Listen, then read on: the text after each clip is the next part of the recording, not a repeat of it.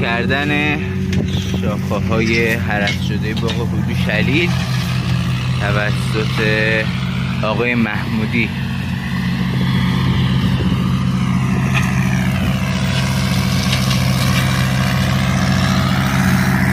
شاخه های خرد شده هم تبدیل به کود میشه، هم آلودگی کمتری داره و تعداد کارگر کمتری هم مصرف میشه.